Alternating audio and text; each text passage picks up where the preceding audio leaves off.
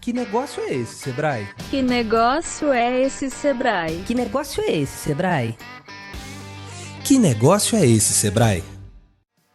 Olá, pessoal, eu sou Karina Pereira e está começando o episódio 57 do podcast Que Negócio é Esse, Sebrae? Na conversa de hoje, vamos falar sobre estratégias simples e baratas que podem atrair mais clientes e potencializar suas vendas. Para esse bate-papo, a gente convidou a especialista em pós-vendas, Aline Oneda. Seja bem-vinda, Aline. Obrigada, Karina. Prazer estar aqui com vocês. Obrigada. Também está aqui com a gente Victor Mota, que é analista do Sebrae Minas.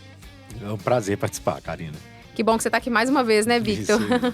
Ó, antes de perguntar sobre as estratégias, eu gostaria que vocês falassem sobre o comportamento do consumidor. O que o consumidor quer e o que ele procura hoje? Na verdade, o consumidor, todo mundo que busca um negócio, busca a resolução de um problema, né? Então, eu tenho um problema, eu tenho uma necessidade e eu quero buscar alguém que tenha um produto ou serviço que resolva aquele problema no primeiro momento. E depois eu começo a colocar na balança as minhas alternativas para decidir quem resolve melhor aquele problema por um menor custo. E qual que é o primeiro passo para aumentar o número de clientes? O primeiro passo que uma empresa deve tomar e deve avaliar é a sua proposta de valor. Por exemplo, uma empresa que vende roupas. Eu posso vender a roupa simplesmente como uma proteção para o corpo, como algo que vai aquecer alguém. Mas, porém, eu posso vender também a moda, eu posso vender autoestima, eu posso vender confiança, eu posso vender status. Ou seja, eu posso entregar vários outros valores agregados àquele produto. Então, entender o que o seu produto entrega, como ele é entregue, é fundamental para, posteriormente, você montar uma proposta comercial, que é quanto eu vou cobrar por essa entrega que meu produto faz, de forma que o cliente avalie na balança que o cérebro faz se é vantajoso ou não pagar o custo que está sendo pedido por aquele produto ou serviço. Entender também que uma venda não é racional. A gente está lidando com pessoas e as pessoas sentem coisas o tempo inteiro. Depois que a gente decide comprar aquilo, que a gente começa a racionalizar por que eu vou comprar aquilo. Por que eu vou comprar uma roupa mais cara e não vou comprar a mais barata que estava ali? Aí a gente fala, porque a peça é boa. Ah, mas não.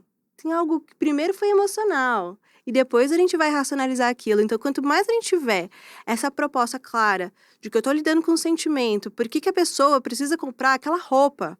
Por que ela tem que estar mais bonita naquela roupa? E não numa outra mais barata, que ela poderia comprar, ou o que quer que seja. Então, a gente tem que deixar essa proposta muito clara, o que faz a gente diferente. Porque é isso que vai fazer a gente vender mais ou menos. E tem alguma estratégia para eu chegar nesse emocional do cliente, principalmente na internet, e se eu tiver pouco dinheiro? Com certeza. Quando a gente tem pouco dinheiro, o que a gente tem que caprichar? Na criatividade. Então, assim, a maior parte das grandes ideias que surgem é quando a gente tá num ambiente com pouca grana. Então, a gente abusar do que a gente tem ali, de pessoas que já compraram, incentivar essas pessoas a quererem postar, a quererem falar sobre o nosso produto, a falar sobre histórias, a entender que a gente não vende um produto ou um serviço. A gente vende pessoas. A gente vende a transformação, que nem o Victor falou. O que aquilo tá gerando na vida dela? Aonde ela quer chegar? Ela se colocar e falar assim, voltando no exemplo de loja de roupa, e eu com aquela roupa, o que eu vou viver aquilo? Aonde eu vou? Não é a peça por si. Então, a pessoa tem que se imaginar e colocar no lugar do cliente. De começar a imaginar o que ele está pensando agora, por que ele vai querer comprar, por que ele vai comprar agora e não daqui uma semana. E nesse sentido é muito importante a gente conhecer os hábitos e comportamentos desses clientes, inclusive como ele usará o produto que ele adquire, né? A gente tem uma cliente do Sebrae aqui que tem uma loja de maquiagens em Itaúna e que conseguiu popularizar a sua rede social dando dicas de maquiagem, de como usar os produtos que ela vende, né? Então, aparentemente, ela não está vendendo nada, não está oferecendo nenhum produto naquele vídeo, mas está usando os produtos que são comercializados na loja. Ela entrega um valor muito maior do que o produto que ela vende e, em troca, ela ganha a preferência do cliente. É porque ela se mostra mais bonita, né? Às vezes com autoestima maior. Então, é aquilo que ela vende, né? Mas ela tá ali na internet. E no espaço físico? Quais estratégias que eu posso fazer? Estratégias mais baratas para atrair esse cliente se eu tô no espaço físico? O primeiro ponto no espaço físico é como eu convenço o cliente a entrar na minha loja. né? Então o cliente está passando pela rua em frente à minha loja. Se minha fachada está mal cuidada, se minha vitrine não é atrativa, se eu não tenho uma proposta interessante na vitrine, eu não consigo fazer essas pessoas entrarem. Então eu tenho que ser criativo, eu tenho que ter uma frequência de atualização da vitrine para que as pessoas sintam que você está oferecendo novidades. Além disso, dentro da loja você pode oferecer uma experiência mais interessante para esse cliente e criar oportunidades de compras, né? Por exemplo, você já ouviu falar das pessoas que estão na loja apenas dando uma olhadinha? Isso é muito natural, mas na verdade o que essas pessoas estão fazendo? Elas entraram na loja porque têm interesse pelo produto comercializado ali, porém estão procurando uma oportunidade de compra. Você tem ali dentro da sua loja um ambiente interessante com uma experiência interessante para convencer as pessoas a entrarem. E além disso, você tem uma proposta interessante, uma oportunidade de compra interessante, checkmate, e a pessoa vai realmente aproveitar aquela oportunidade e fechar a compra. E completando o que o Vitor falou, é assim, quando a gente fala assim, chamar atenção numa loja para a pessoa entrar, a gente se colocar no lugar. Porque às vezes a gente, como dono de loja, já tive uma loja, você tá naquela loja todos os dias. Então você esquece de olhar coisas que o seu cliente que tá chegando pela primeira vez não olha. Porque é tão assim, natural. Eu lembro uma cliente que eu tive que falou assim, olha, ninguém me liga. Eu tenho uma placa lá, mas ninguém me liga. Eu falei, vamos lá ver? Vamos se passar no lugar do cliente? Então, qual que é o caminho do cliente? Por onde ele vem? Aí, quando a gente foi olhar, ela olhou e falou assim, Aline, o telefone lá não é o que eu... Tá errado. Pensa, como que ela não havia percebido que o telefone estava errado? Isso é comum, a gente não vê. Porque, assim, o dia a dia do empreendedor, ele é tumultuado, vendendo, paga conta, funcionário, muita coisa acontecendo. Mas, de vez em quando, se permite falar assim, calma lá. Agora chega. Eu vou me passar pelo cliente. O que o meu cliente está vendo? Então, eu vou fazer o caminho. É de carro que a pessoa chega? Eu chego, faço o mesmo caminho de carro, faço o mesmo caminho a pé. O que a pessoa está olhando? Essa vitrine tá do jeito convidativo? Se você, Karina, fosse na minha casa, o que eu ia fazer? Todas as bagunças eu ia esconder, guardar tudo ali, enfiar dentro do armário. Se alguém abrisse o armário, eu tava perdida. Mas eu ia ali. Aí eu ia ainda ter a cara de pau de falar assim, Karina, não repara a bagunça? Não deu tempo pra eu arrumar. Mentira, né? Só que quando é uma loja, por que eu não faço isso? A Karina entrou na minha loja, eu tenho que pegar e fazer com que ela se sinta bem-vinda. Veja que tá um ambiente arrumado. Porque às vezes eu falo assim, olha, eu vendo produto de qualidade. Mas tá ali uma bagunça, um quadro na parede, um aviso colado com durex. É isso que eu tô passando? Então a gente toda hora pensar assim, a cada coisa que eu tô olhando, o que o meu cliente tá pensando? Então eu tenho que pensar em cada passo, em se colocar no lugar do outro, o que ele tá sentindo, qual a percepção que ele tá sentindo. É uma loja, toda hora a pessoa passa por uma avenida movimentada, então de vez em quando eu coloco um balão diferente. É o que eu tenho na mão. Às vezes eu falo assim, Black Friday tá na promoção, coloca ali. Por que as pessoas entram? Porque elas sabem que tem uma coisa diferente. Mas às vezes não tem nada diferente, eu coloco um balão diferente, troco a vitrine, faço algo que eu não tô acostumada a fazer. Porque a gente tem que quebrar o padrão de pensamento das pessoas. Tem que movimentar. Se fizer todo dia a mesma coisa, o resultado vai ser o mesmo, né? Exatamente. Exatamente. As pessoas não falam que o casamento, se a pessoa tá ali no relacionamento, todo dia a mesma coisa, entra na rotina, aí um outro começa a olhar pro lado, começa a parar de prestar atenção na esposa, no esposo, o negócio não começa a ficar numa mesmice. É a mesma coisa com o seu cliente. Se você não começa a inovar, trazer coisa diferente, isso é o mesmo. A pessoa não vai querer entrar na sua loja. Então, às vezes, a pessoa tá perdendo venda, tá falando, eu não consigo vender. Tá difícil atrair porque ela não tá fazendo o básico. Volta pro básico sempre. Minha loja já tá bonita. Não é você que manda, querida. É isso que a gente tem que falar assim, não é pra você que você tá vendendo. Porque o que eu escuto de pessoas falando, não, mas já tá tudo muito bem feito, meu atendimento é bom, a pessoa não vem porque não quer vir. Para de colocar pro outro e começa a voltar e falar assim, calma lá. O que eu tô fazendo no meu negócio? E parar de ter essa certeza de que a minha loja é mais bonita, já tá chamando atenção, já tá num ambiente movimentado. Você não tem certeza de nada. Se a gente já não tem certeza na vida, no negócio menos. É pro outro. Então, a gente tem que estar ali e ser especialista em ser humano. O que as pessoas estão olhando, o que a pessoa tá chamando atenção. E são coisinhas simples, que nem que você falou. Às vezes, uma coisinha ali que você coloca na vitrine, deixa ela bonita, arrumada, que chama atenção. Mas a gente tem que pensar, não é bonita, é arrumado pra você, não. É o seu cliente. Você falou aí de coisas simples, eu gostaria que vocês falassem sobre o e-mail marketing, que muitas empresas usam, mas acabam bombardeando o cliente de informação, né? Vivemos na era do excesso de informação. Somos bombardeados por publicidade o tempo inteiro. inteiro. Isso acaba cansando, né? Às vezes eu não estou interessado em ver uma publicidade, eu quero simplesmente ver um vídeo que eu fui buscar na internet e estou recebendo aqueles anúncios, tendo que ter paciência de assisti-los por alguns segundos até ver o que realmente me interessa. E quando eu começo a receber aquele monte de e-mails que enchem minha caixa, a tendência é eu ficar extremamente insatisfeito e até bloquear aquele remetente.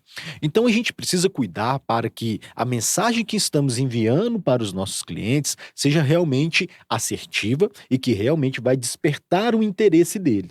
E para isso a gente precisa conhecer bem esse cliente, né? Quais que são os seus comportamentos, os seus hábitos e inclusive quando esses hábitos mudam. E outra coisa também que eu vejo que as pessoas fazem, postam, mandam e-mail porque tem que postar. Aí copiam o que o concorrente está fazendo, a empresa maior está fazendo e copia e faz. Só que aí quando você copia e faz, aí a pessoa fala, mas não dá retorno. Mas por quê? Você só tá copiando. E aí você tá parecendo um robozinho ali, o outro fez, eu faço igual. E aí você quer alguma estratégia, você não sabe por que o outro postou aquilo. E não é porque que tá dando certo para um outro que vai dar certo para você. Então muita gente, na hora que vai escrever um e-mail, fazer um post nas redes sociais, fica parecendo um robô. E eu era assim também. Na hora que eu fazia, as coisas pareciam um robô, porque eu tava fazendo um padrãozão, porque todo mundo tá falando. Mas, pô, é você mesmo. Porque muita gente fala assim, no tete a tete eu vendo, mas na rede social eu não vendo. Porque você tá tentando ser outra pessoa na rede social. Seja você, independente de onde você esteja, independente se você está escrevendo um e-mail. Na forma que você fala com o cliente. Tem gente que quando o cliente chega na loja, fulano, amigo, vem cá, entra aqui.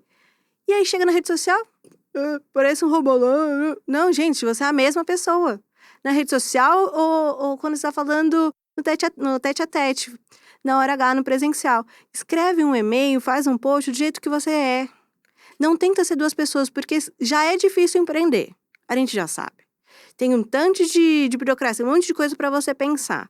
E aí você fica tentando ser outra pessoa, aí você fala, rede social é um saco, eu não gosto de rede social, não gosto disso, é muito difícil, porque você quer ser outra pessoa. Sensacional. E é muito importante a gente pensar também na jornada do cliente, né? Ele entra no topo do funil de vendas, que é exatamente essa jornada, como eu faço com que as pessoas me conheçam, como eu comunico com o meu cliente, mas depois eu preciso entender, após ler aquele e-mail, ver aquele post na rede social, qual é o próximo passo dele? Ele vai ir para um site, ele vai ter que vir até a minha loja, como ele vai ser recepcionado, como as propostas vão ser apresentadas para ele, né? Então isso é extremamente importante, porque muitas pessoas também fazem um e-mail marketing, mandam para o seu cliente e o cliente fala, legal, beleza, como eu faço para comprar? E aí a jornada não é completa, a jornada não é interessante e às vezes você até ativa a atenção do seu cliente para o produto que ele vai buscar na internet comprar de outro, né? Porque não foi criado, pensado uma jornada de uma forma mais completa. Verdade, e aí por causa de uma besteira, a pessoa tava com tudo ali na mão pra vender, não vende. Aí entregou de bandeja pro concorrente.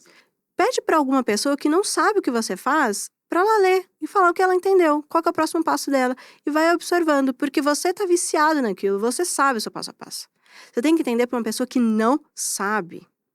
Então assim, quando você fala assim, a pessoa que não sabe. Não, meu cliente é tudo... Eu já escutei. O cliente é tudo lerdo, ele não sabe o que... Calma, gente. É você que não tá passando direito.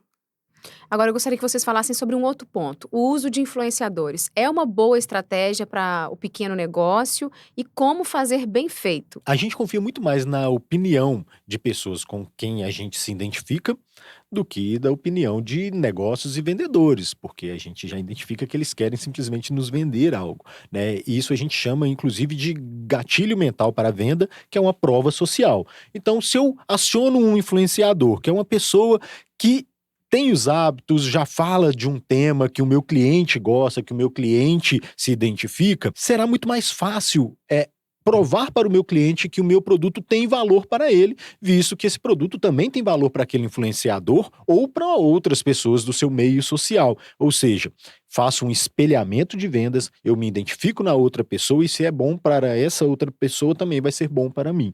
Exatamente. E completando também olhar se aquele influenciador, ele é para o seu negócio.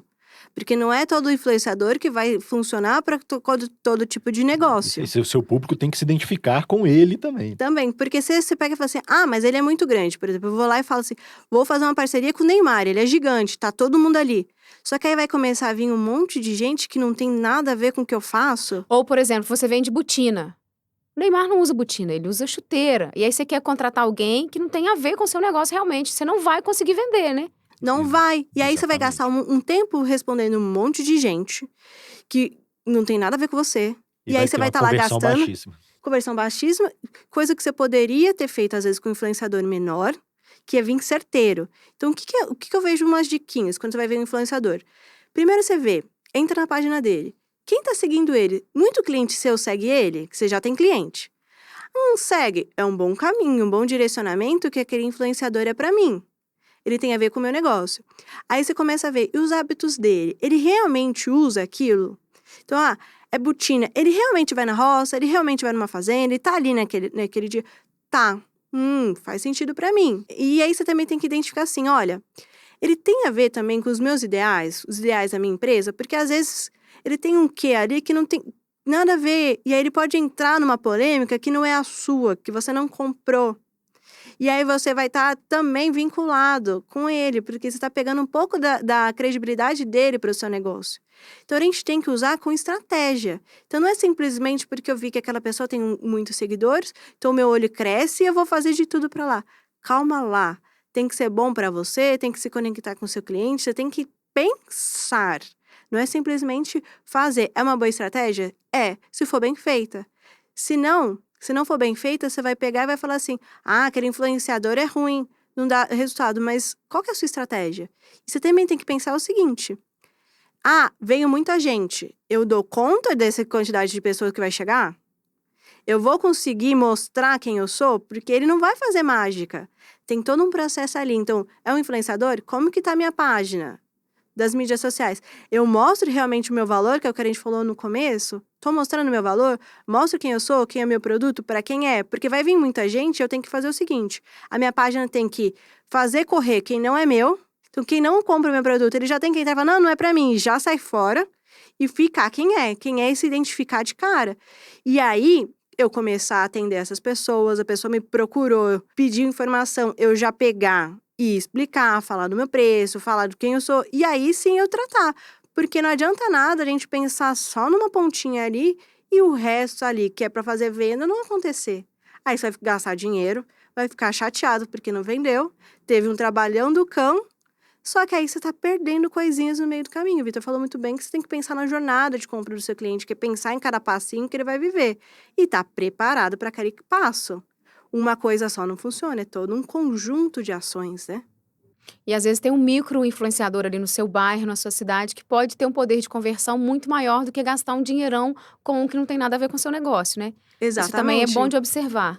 E a gente tem que ver também que empreender tá muito relacionado com a nossa forma de, quando a gente, como dono de negócio, de pensar na vida. Então, em tudo. Aí você fala assim, eu quero um empreendedor grande. Aí você começa a usar a métrica de vaidade. Porque vai me trazer muito seguidor.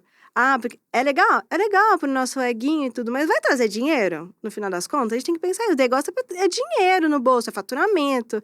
Não adianta a gente ter um negocinho ali, eu vou naquele influenciador grande, vou gastar o que eu não posso, mas é porque ele é grande, vai bombar de gente.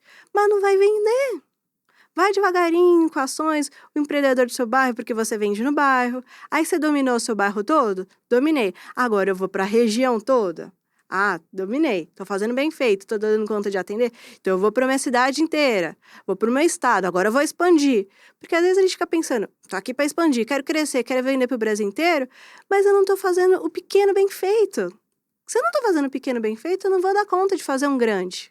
Então vai devagar, vai com um influenciador menor. Um passo de cada vez. Um passo de cada vez. Aí você vai entendendo qual que é o caminho do influenciador, aí vem o outro. Aí você vai ver um outro cliente seu que comprou, viu um outro influenciador e também vai postar. Você vai repostar, porque você vai dar uma prova social de que as pessoas estão comprando e que faz sentido. Então, e aí você vai crescendo, um passinho por vez. E o que é mais importante para uma empresa? Atrair ou fidelizar o cliente? O que é mais difícil também? Você atrair novos clientes é mais fácil. Eu faço uma publicidade, vem clientes novos, né? Porém, é mais oneroso. Eu gasto mais porque publicidade é caro, né? Então, eu tenho que avaliar dentro do meu negócio qual que é mais vantajoso avaliando os meus indicadores de desempenho. Por exemplo, eu tenho que ter um indicador na minha loja de quantos clientes foram atendidos e aí está um principal erro que as empresas, principalmente do varejo, cometem. Eu não registro quantos clientes foram atendidos e não compraram. Sem esse dado, eu não consigo avaliar a minha taxa de conversão. Às vezes, o meu problema não é atrair novos clientes, mas é conseguir vender para os clientes que eu estou atraindo. Depois disso, eu avalio o quanto os meus clientes atuais estão comprando. Em média, eles gastam quanto na minha empresa? E aí eu posso atuar com estratégias de cross-seller e upseller. O que são isso? O cross-seller é eu conseguir colocar mais produtos na cesta do meu cliente. Meu cliente já está comprando um produto, eu ofereço outro relacionado e dou uma vantagem para ele levar aquele outro produto juntos. Ou fazer o upseller, que é vender um produto com maior valor agregado, um produto mais caro, mas que entregue mais benefícios para esse cliente. Então são estratégias distintas. Uma vez que você já comprou na minha loja, eu sei seus hábitos de consumo, eu sei as suas medidas, então eu posso fazer, por exemplo, uma loja de roupas, promoções para quem veste P. Às vezes no meu estoque eu tenho ali um excesso de produtos de determinada numeração, eu consigo avaliar o histórico de clientes e fazer uma condição especial para esses clientes. E isso é muito mais barato porque eu tenho esse contato direto com esses clientes, eu tenho o contato, o e-mail, o telefone, claro que eu preciso da autorização desses clientes para fazer esse contato, mas tendo esse contato, eu consigo entrar em contato com ele de graça. Enquanto que se eu for fazer uma publicidade, eu vou ter que gastar com impulsionamento, gastar com o marketing tradicional, e a gente sabe que o investimento, o capital de giro para investimento nos micro e pequenos negócios é limitado. Então a gente precisa avaliar bem e estudar, projetar resultados para a gente escolher o que é melhor para o nosso negócio específico. Eu vejo também a parte da atração do cliente como se fosse assim. Você tem um balde, tá cheio de furinho aquele balde. A atração de cliente é como se você colocasse o balde debaixo de uma torneira e aí ela tá vindo muita água. Aí você tá vendendo. Aí você não tá percebendo que você tá perdendo cliente que tá indo ali. Então você tá ali.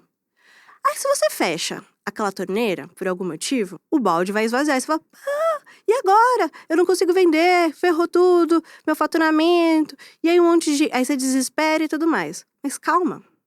A atração do cliente, aquele balde tem que encher mesmo. Só que você tem que entender que não adianta você investir em publicidade, que o Vitor falou, é caro. E aí você deixa o cliente comprar uma vez, pronto, próximo cliente. O que eu preciso, aí você fica com aquela visão, eu preciso de atrair cliente, eu preciso de um novo cliente, eu preciso vender para um cliente novo. E aí você esquece de vender de novo para aquele cliente. Então você já gastou para trazer ele. Então você investiu em publicidade, você investiu, sei lá, em influenciador. Você gastou um tempo. Para um primeiro cliente, a primeira venda, ela é demorada, porque o cliente não te conhece. Ele ainda tá assim, posso confiar em você ou não posso? Presta ou não presta? Será que vai valer meu investimento? Então, geralmente, a primeira compra de um cliente é uma compra menor, porque ele tá testando. Aí a pessoa vende e pensa, já vendi, próximo. Pô, ele só tava te testando, ele podia te comprar mais de você. Então, você tem que pensar o seguinte, pensar em atrair cliente, é importante? É importante. Mas olha qual a continha que eu faço. 70% das vendas delas é para cliente que já voltou. E 30% das vendas é para o novo cliente. Por quê? Você traz esse novo cliente e você começa a falar assim, agora começou o meu trabalho. Não é acabou o meu trabalho. Na hora que eu fiz uma venda, agora começou o meu trabalho. Agora eu vou fazer aquele cliente voltar mais vezes. Eu vou fazer aquele cliente comprar de novo. Eu vou fazer aquele cliente ficar tão satisfeito, mas tão satisfeito que ele vai falar da minha empresa para outras pessoas.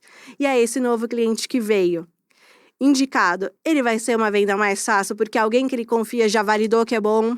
Quem já vendeu por indicação vê. Vender por indicação é muito mais fácil porque a pessoa já está pronta. E aí você faz seu ciclo girar. Então você começa a ter uma empresa consistente. Por quê? Você não tem aquela coisa, será que vai vir novo cliente? Será que isso? Aquela insegurança do mundo empreendedor. Não, você já está seguro porque você sabe que aquele cliente vai voltar mais vezes. Então, é como se você tivesse uma garantia, um faturamento mais certo. Que é aquele cliente que já te conhece, e o cliente que já te conhece, já está satisfeito, você fez o trabalho de casa bem feito, ele vai te vender para outros clientes. Então, a roda vai girando de forma mais fácil. Você não precisa gastar tanta energia para atrair novos clientes. Vai vindo, mas você também não pode esquecer de abrir essa torneira do balde e deixar ele enchendo. Enche mais um balde, troca de balde. É assim que o crescimento acontece. É assim que empresas conseguem abrir mais de uma loja, 2 lojas, 3 lojas, vender para outros estados, vender nacionalmente. Por quê? Porque você vai garantindo aquilo. Se toda hora você fala assim, agora eu tenho que começar de novo, mês que vem, novo cliente.